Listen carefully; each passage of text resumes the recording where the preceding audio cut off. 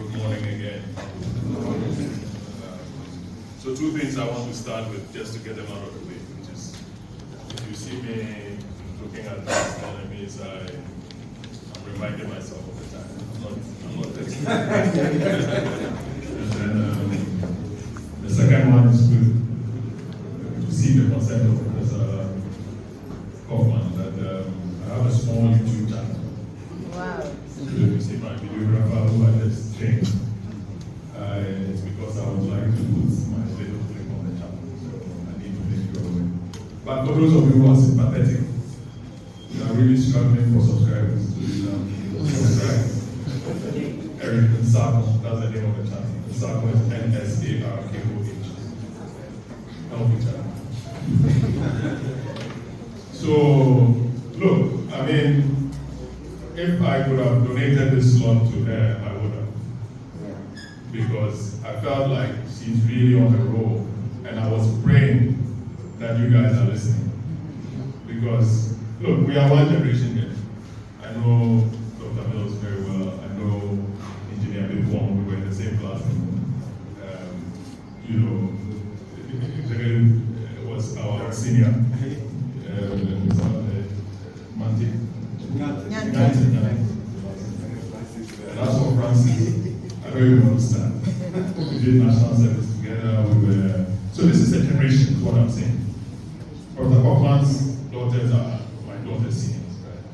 So there's a generation speaking, and then there's a generation speaking. And that one is a bit closer to your reality. And I really hope that you were following, because she was mapping it out, dealing with doctors who are discussing renal failure and telling them, I go to church with the CEO of Olive. The other day I asked him that, how often do you meet your CTO, Chief Technical Officer?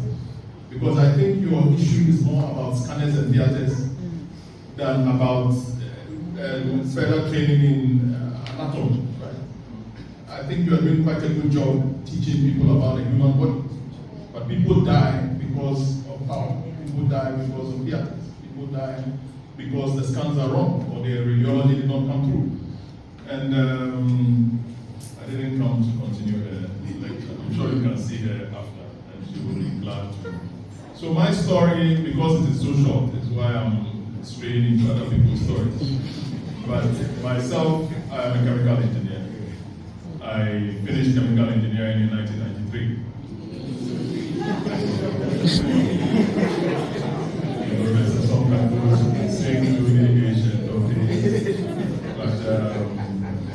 We also belong. So we went to Valpo. I tried to understand aluminium smelter, operations, and I didn't find it interesting at all. So I later signed on to business school and studied management information systems. We were the first batch over here. So I've spent more of my life actually in systems engineering than in chemical engineering. But I still know what it is to do momentum transfer and heat transfer and to design a reactor. So now systems engineering has taken me through several organizations. Pricewaterhouse, KPMG, British American Tobacco, Heineken International, Tigo, Airtel, MTN, Stanbic Bank. I literally, I tell somebody that because it's as if I was, those of you who speak P, they say, you are pro-engine. You cannot be one tree fighting the wind. You need a forest. So now, after trying to branch out of engineering for 8 years, which was the period that I spent as head of sales of MTN, I realized that we need to come back to the basics. The basics are the reason that our technology does not get adopted. You come to a situation where you take smartphones. Okay, when we started our journey with MTN in 2011, the detection of a few BlackBerries on the network was cause for a management meeting. We all wanted to know what they are doing, what's going on, what's going to happen to the traditional phone calls, so on and so forth. SMS was what we were monitoring. I know that in 2011, 11 that I'm talking about, you, for example, you were not here to message us. So you can forgive the history. But suddenly, you know, we got a trader whose name is Michael Frempong. And we spoke to him and we said, you know, after looking at all the statistics, we have to have a value chain that comes from China so that the smartphones will be affordable. And he was already Tecno's biggest distributor in Ghana and ready to roll. So we put him on a conference call with MTN South Africa, and then we asked him to connect to the value chain in China Mobile, and then he landed the Kai OS ecosystem in Ghana, and we got, you know, partnerships going with TiptoLane. One of the most interesting projects that I did as head of sales was when I went to TiptoLane that morning.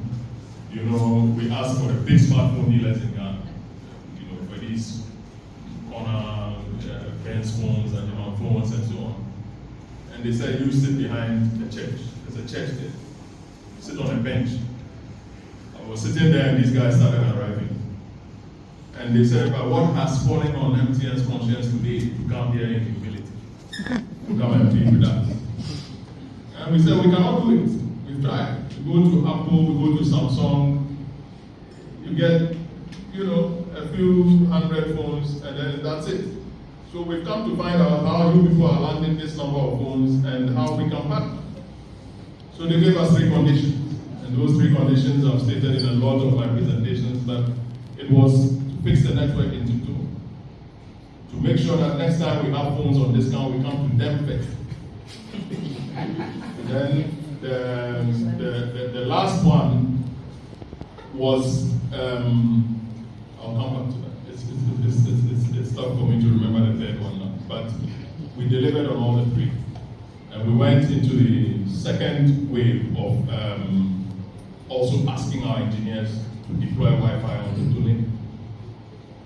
In fact, if you know how engineers can sweat in meetings, then you should have been there to see the reaction when we said we wanted Wi-Fi. But don't forget, I was an engineer, but I was wearing a sales hat. So I could talk how I like. You know, when the engineers say it's difficult, I say, but why do you think you are big? Because yesterday I was an engineer, today I'm not working as an engineer. So go and figure it out. But they figured it out, even though it went for a very short time. It was difficult, you know, for them to find structures that they can put access points on and so on and so forth. But we figured it out. And after that, they gave us Michael Frempong, and they said, work with him. You know the smartphone penetration on the MTN network today? Who can guess?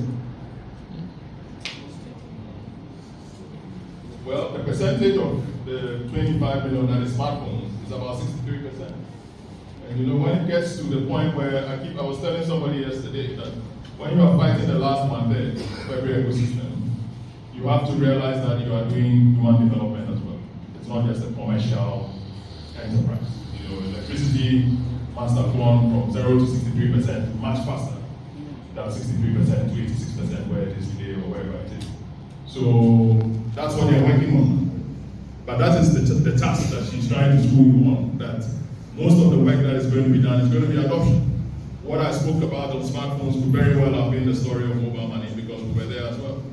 It could also very well have been the story of, did you guys meet the scratch card? Okay, some of them no. But the withdrawal of the scratch card was also one of those projects where, and actually when MTN released its results last week, back to her point, some of you should have read it. It reads like an engineering manuscript, even though it's an accounting document. Because you see there that the percentage of the voice revenue, people calling, is 20-something% now. Most of the network is data, it's mobile money, it's digital services, thank you very much, and so on and so forth. So these are interesting trends, and I challenge you as young engineers. I love